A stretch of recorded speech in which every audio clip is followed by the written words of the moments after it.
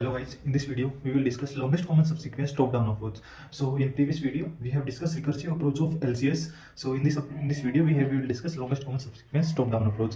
So as you know, recursive first you have to know recursive approach, then memorization, then you will proceed for top-down approach. अगर तुम directly top-down approach करोगे तो वो तो बिल्कुल ही गलत है। तो ये तो रटने का प्रोग्राम है, मतलब ये तो करना ही नहीं है। तो recursive plus memorisation, recursive approach अपने मेमोराइजेशन क्या होता है कि हम एक डीपी इनिशियलाइज कर देते हैं और डीपी में जो रिकर्सिव वाली वैल्यू है वो हम डीपी में स्टोर कर देते हैं टेबुलर फॉर्मेट में, और वापस दोबारा पूरे फंक्शन को कॉल ना करके इसी वैल्यू को कॉल करके वो वैल्यू को हम स्टोर कर लेते हैं, उसी वैल्यू को हम रिटर्न यूज करते हैं, एक ही चीज़ को मल्टीपल कॉल्स नहीं लेते। तो टॉप डाउन अप्रोच में क्या होता है कि एक टेबल बनती है, इसको हम टेबुलर फॉर्म में याद करेंगे, मतलब टेबल फॉर्म में समझेंगे। सो ये मैं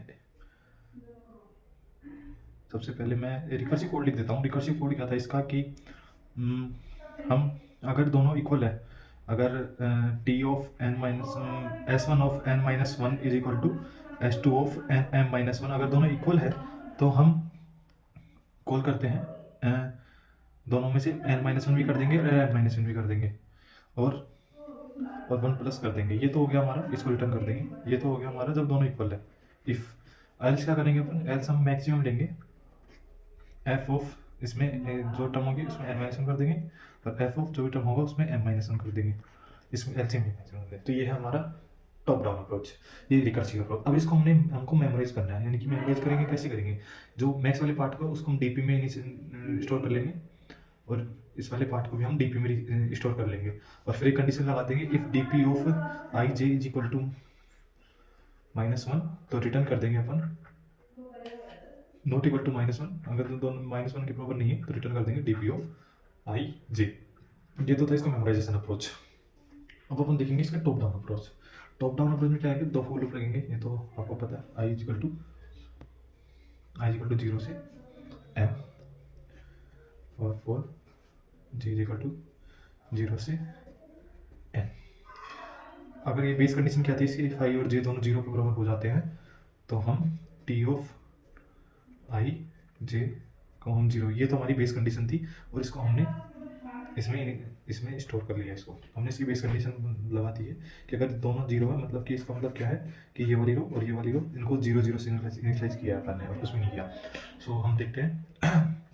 अब इसके बाद क्या करते हैं, ये वो बाकी की मैट्रिक्स को क्या करना है, इसमें यहाँ लूप लगाएंगे वन से लेके एन प्लस वन तक, दूसरा लूप लगाएंगे जे का वन से लेके एन प्लस वन तक। अगर ये दोनों बराबर है, if X of N minus I minus one is equal to Y of J minus one, अगर ये दोनों बराबर है तो हम टी ऑफ आई और जे में हम क्या क्या क्या स्टोर कर लेंगे, one plus T of I minus one और जे माइनस वन, ये कर लेंगे। एल्स में क्या करेंगे, एल्स में टी ऑफ आई जे में हम स्टोर कर लेंगे maximum of T of I minus one J comma T of I J, ये मैक्सिमम में स्टोर कर लेंगे। क्यों मैक्सिमम से मैक्सिमम ले लेंगे, तो ये हो गया इसका।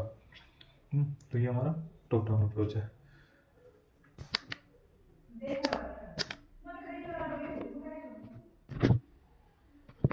अब इसके बाद क्या करना है,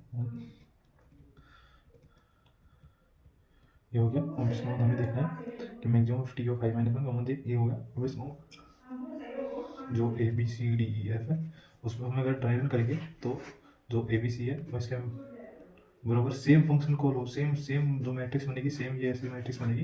यहाँ पे जीरो वाले होंगे, ये भी जीरो वाले होंगे। तो इसमें अगर दोनों बराबर है, यानी कि ए और ए, यानी कि यहाँ पे कहीं भी बराबर होते हैं तो वहाँ पे प्लस वन हो जाएगा।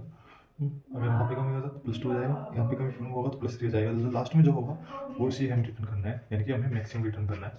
That's it. So hope you guys like this video. Thank you.